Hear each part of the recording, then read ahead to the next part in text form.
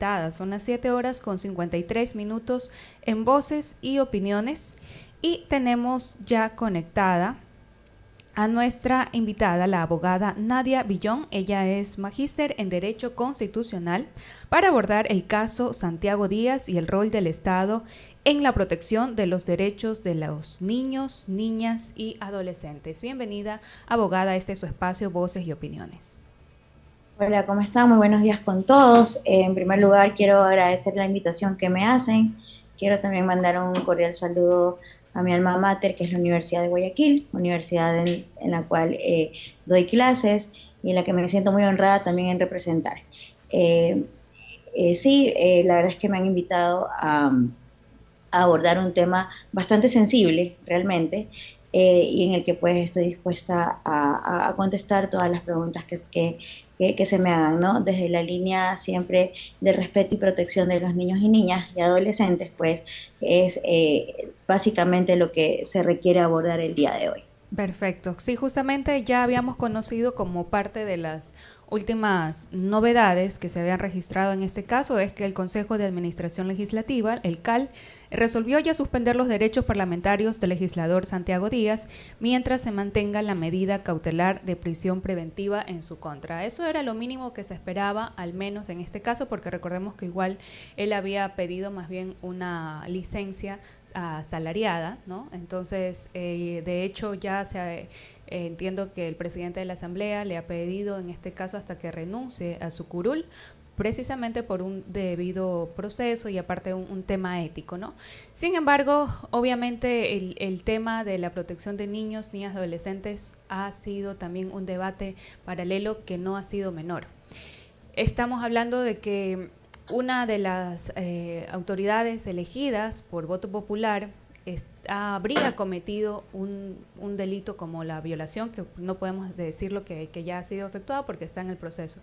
Entonces, esto igual genera mucha inconformidad, que genera mucha alerta desde la ciudadanía, para empezar en cómo se puede confiar justamente en alguien que está velando por la justicia, por las normas, por nuestros, por nuestra seguridad, en pocas palabras, pero que aún pues vemos que pueden cometer estos delitos, ¿no?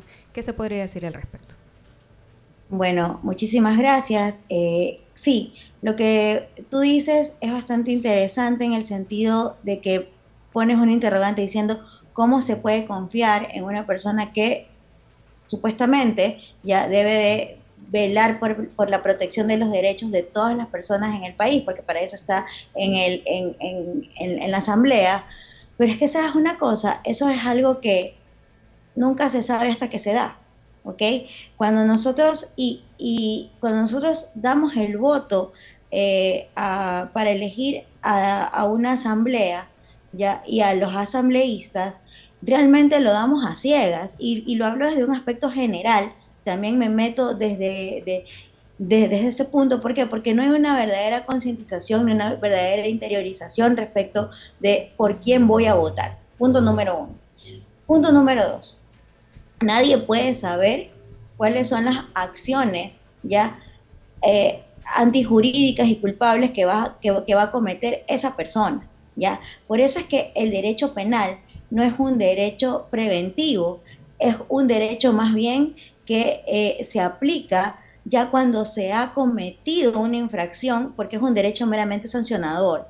Y aquí viene lo importante de este caso, es que una vez que se conoce una denuncia, es activar el derecho penal para que a través del debido proceso se haga lo que se debe hacer. En primer lugar, pues ponerlo a recaudo de las autoridades, ¿ya? En segundo lugar, que en forma, de manera administrativa, por ser él un legislador, se procedan a tomar las decisiones necesarias para que esta persona que tiene una representatividad pública ya no tenga esa representatividad, ¿ya? Al menos hasta que el proceso se esclarezca y se tenga una decisión final, ¿ok? Entonces, ahora bien, para volver a la primera pregunta, ¿cómo confiar? Realmente no es algo que lo podemos prever. Lo que sí, la respuesta viene a ser es que la confianza estará depositada en la medida de que el Estado vaya actuando conforme se vaya enterando de estos casos que suceden, ¿no? Recordemos que en estos casos tan sensibles que involucran a menores de edad, niños, niñas o adolescentes, la sola denuncia es una alerta máxima para accionar. Es decir, aquí no sirven bueno, es una denuncia y se necesita investigar, vamos a ver qué pasa después, como para haberle aceptado, por ejemplo, una licencia con sueldo. Ya, no, la sola denuncia ya es una alarma que activa todas las medidas de prevención y que evidentemente obliga a las instituciones y a las autoridades a separar ya a una persona de esa institución, de esa administración, de esa representatividad, porque se debe brindar toda la protección y todas las garantías a la víctima de esta infracción. Ya, pero en este caso específico, ¿qué tanto conocemos del hecho? ¿Qué tanto conocemos de lo que ha pasado, del antes y claro, pues muchos discutimos el después.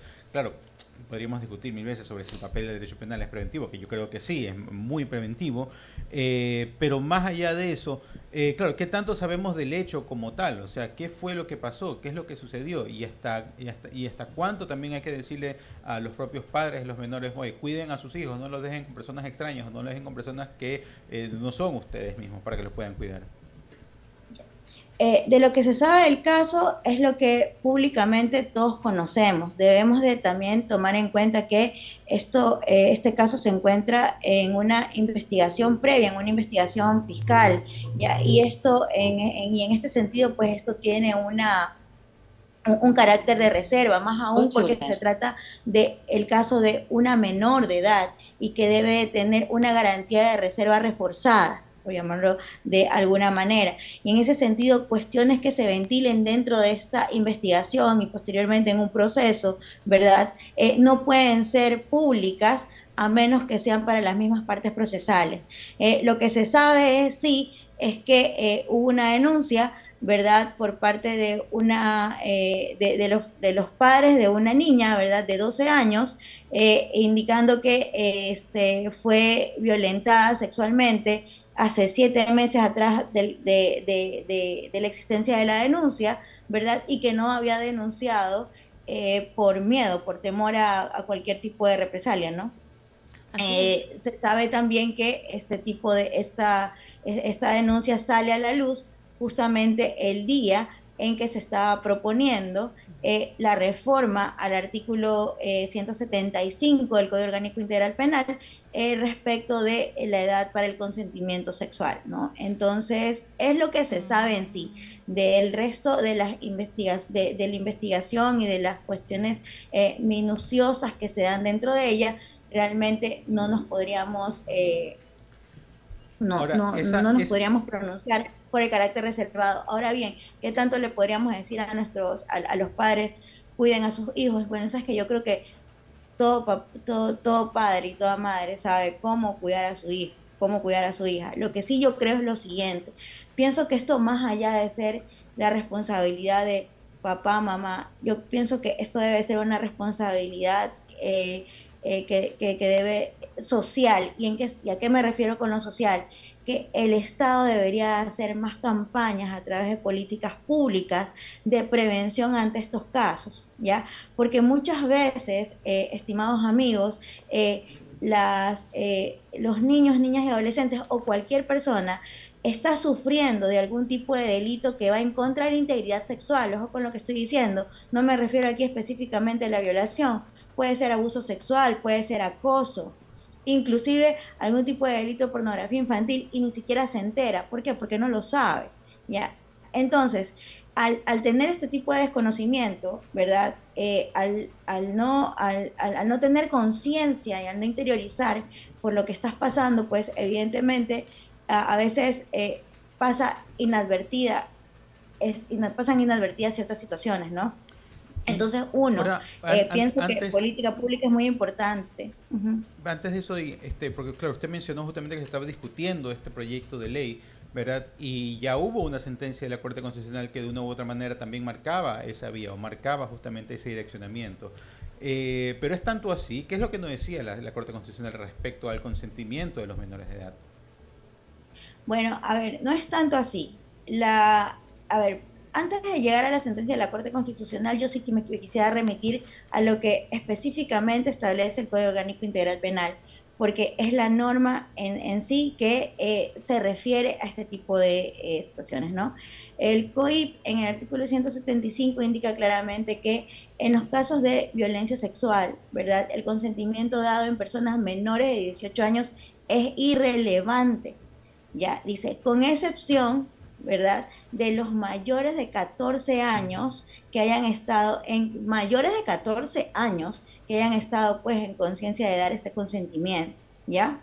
Esto tiene que ver o tiene coherencia precisamente con la figura del estupro, que es un delito de acción privada, ¿verdad? Que también establece el COIP, en donde puede haber un consentimiento por parte de la víctima, pero este consentimiento está viciado producto de que ha sido llevada a tener la relación sexual a través del engaño.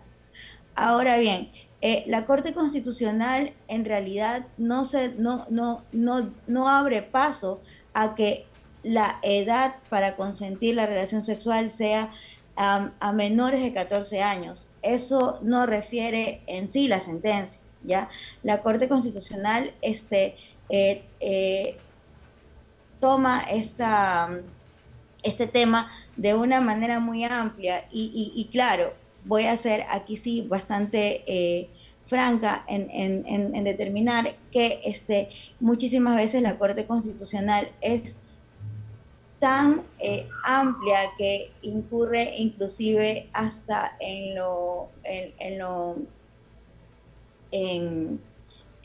en situaciones confusas, por llamarlo de alguna manera, que puede darse a pensar que le abre la puerta a la Asamblea Nacional para que pueda regular o modificar las leyes, ¿verdad? A su antojo, por llamarlo de alguna manera. Pero no debemos de olvidar que el Estado ecuatoriano no es un Estado apartado. El Estado ecuatoriano tiene obligaciones internacionales y dentro de estas obligaciones internacionales se encuentran, por ejemplo, la Convención de Naciones Unidas sobre el Derecho del Niño y de la Niña, en donde precisamente ahí se establece claramente que hay que cuidar, hay que proteger la integridad de los niños, niñas y adolescentes, hay que proteger la indemnidad de los niños, niñas y adolescentes. El Ecuador, para poder de alguna u otra manera modificar una norma, ya en ese sentido, primero tendrá que verificar si aquella modificación no va en contra de la Constitución, no va en contra de los convenios internacionales y más allá de eso, no va en contra de la realidad nacional. Porque si este Estado, ¿verdad?, tiene una realidad en la cual la estadística de violaciones, de acosos sexuales, de abusos sexuales a niños, niñas y adolescentes es grande, es superior, ¿verdad? Es amplia, nos estamos dando cuenta entonces que nuestra infancia está en una condición de gran vulnerabilidad. Por lo tanto, al no tener madurez y al estar en mucha vulnerabilidad, de acuerdo con las estadísticas, es una irresponsabilidad grande pretender cambiar una ley en ese sentido. Pero, pero ¿había alguna contradicción entre lo que dijo la Corte Constitucional y lo que decía la ley?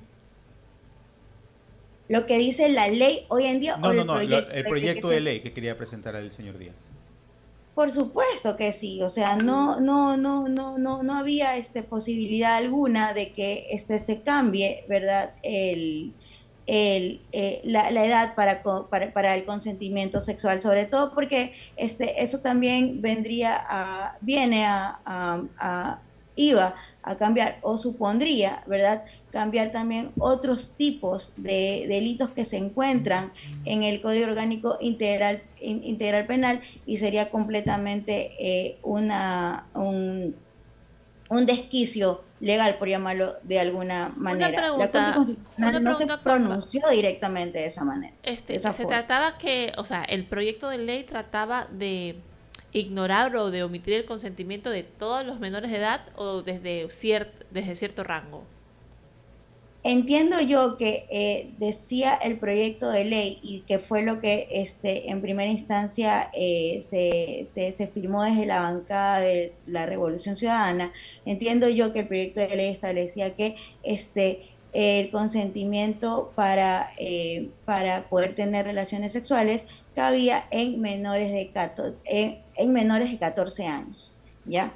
La ley hoy en día establece o sea, menor de edad, básicamente, menor de 18 años. Exactamente, de 18 años.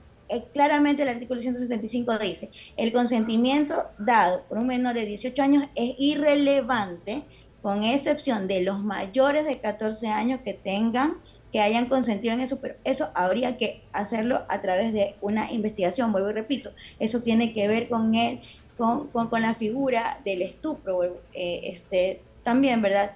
Y en donde puede darse el caso de que haya habido un consentimiento, pero que ese consentimiento esté viciado producto del engaño y sigue siendo un delito. Son las 8:09 y estamos en diálogo con la abogada Nadia Villón, quien es magíster en Derecho Constitucional, sobre el caso Santiago Díaz y el rol del Estado en la protección de los derechos de los niños, niñas y adolescentes. Y en honor al tiempo que sabemos pues que ya esto se nos ha ido lamentablemente volando, pero es un tema bastante sensible, para ir cerrando la entrevista, sí sería bueno hacer un refuerzo en cuanto al rol justamente del Estado en cuanto a la protección de los menores de edad. Sí, bien, estamos claros en que el Estado por obligación convencional, por obligación constitucional y por obligación legal, debe proteger a los niños, niñas y adolescentes en toda su integralidad. Esto significa proveerles o asegurarles una vida digna, un desarrollo integral en salud, garantizarles una infancia feliz. En este sentido, pues, pienso yo que es importante tomar plena conciencia de que el Estado ecuatoriano tiene una deuda grande con la infancia, y no solamente refiriéndonos a los casos que vemos de cómo la infancia sigue siendo vulnerada en ámbito sexual. Nosotros podemos ver todos los días en las calles cómo adultos en los semáforos están con niños trabajando, y esto hasta altas horas de la noche. Podemos ver también en la calle cómo los niños nos venden caramelos, cómo los niños están trabajando. Entonces, esto forma parte de una explotación laboral que se hace a los niños. Y eso lo vemos todos los días en la calle, las autoridades lo saben y pasa desapercibido. Pero si no pasara por desapercibido, vamos a suponer que sí están haciendo algo, todavía se sigue viendo. Entonces, mientras lo sigamos viendo, la infancia sigue siendo violentada, y sigue siendo violentada desde lo institucional. Entonces, es importante que a propósito de hablar sobre este caso, que tiene que ver, que tiene una incidencia de carácter de la integridad sexual, también pues ahondemos en otro tipo de violencias que se cometen en contra de las infancias y que tienen aquiescencia estatal. Por lo tanto, es importante que como ciudadanos comencemos pues a alzar más la voz, ¿ya? Y a tomar más conciencia, a exigir al Estado a que tome más acciones para asegurar que los niños tengan un crecimiento integral, se proteja el interés superior de los niños, niñas y adolescentes, porque al final del día, de ellos vamos a depender nosotros, porque ellos son los que nos van a quedar en el futuro. Es lo que tengo que decir. Muchas gracias, abogada, por habernos traído estas reflexiones y este análisis que parte de un caso, pero que sabemos que es una problemática que ya viene desde hace mucho tiempo y, por supuesto, hay que ponerle toda la atención del caso. Gracias por estar aquí en Voces y Opiniones. Gracias.